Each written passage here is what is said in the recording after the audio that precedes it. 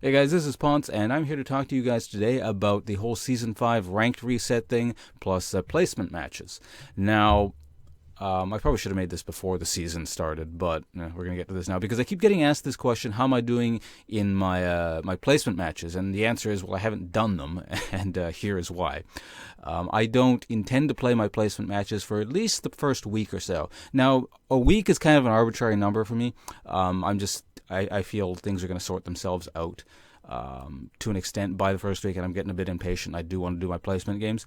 So the longer you can probably hold this off, the better. But more specifically, the reason why things aren't sorted out is, well, I'm sort of illustrating in this picture here in the background. Now, don't take this pseudo graph literally. This is just to illustrate the point purely. It's just a visual guide. I'm not saying, League of Legends player base breaks down exactly in these numbers, but as you can see, I have this weird color over here. These guys here, that's supposed to be Challenger / Master. Then we have Diamond right here. This is Platinum. This is supposed to be Gold. This is supposed to be Silver, and this is just kind of Bronze over here. Now, you can see MMR at the top. This is your hidden sort of skill score, if you will, that actually determines what color you are. So basically, your colorful badge in front of the MMR basically doesn't really mean too much. What's actually important is your actual hidden MMR rating in the background, which is more or less, as far as I'm aware, the same as the old Elo system. Now, if it's not exactly the same, it doesn't really matter, because again, I'm just trying to illustrate a point here. So I could have just written Elo instead of MMR here, and that would have served our purposes. But as you can see, everyone is spread out in Season 4 / pre-season 5.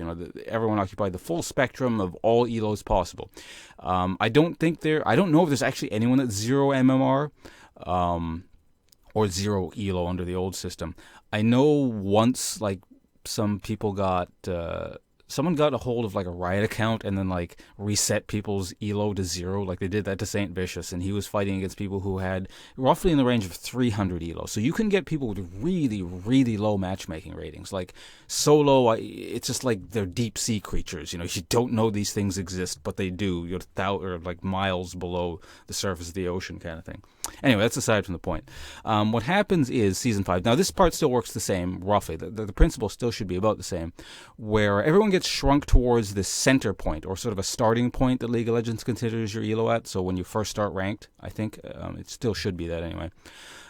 So it was 1,200 Elo. I'm just going to write down 1,200 MMR. Everyone gets shrunk towards that. So if you were below it, you get pushed upwards. If you were above it, you get pushed downwards. And you kind of have this crunching effect where all the players are put into a much, much smaller area than they were before. They were occupying the whole Elo spectrum before, MMR spectrum.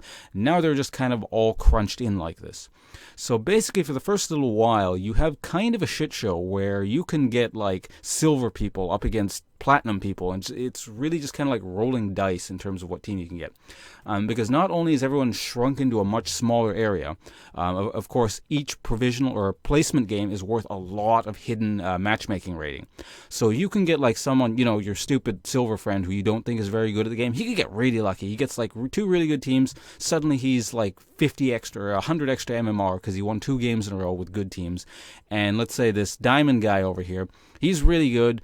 He was trying for this is the one guy in your group who's really serious about League of Legends. He was almost master tier, but just couldn't quite make it. He got really unlucky and lost 2 games in a row in his early placements. Suddenly, this, your really good high diamond friend is against retard guy who is really bad at League of Legends, and they could be on opposite teams. At that stage, it's just kind of this is too much variability for me. Obviously, in terms of getting teammates and stuff, there's always going to be some variability, but the beginning of the season is when it's most extreme. It's basically like playing on the public test realm all the time. You guys, if you watch many of my videos, you've probably heard me complain about the public test realm, and just it doesn't have too much of a set elo because it's people don't play there very much, and it's just some people have. Well, basically, no one has Elo when they start, but they're already really good at League of Legends. So it's basically a server full of Smurfs and nothing but Smurfs. And the system really has no way of telling who is what. So again, yeah, there's just too much chaos, which is why I don't do this. So personally, for people who are really confident in their skills and their ability to carry under normal situations, I recommend giving ranked a bit of a rest. for a little bit, let things sort themselves out.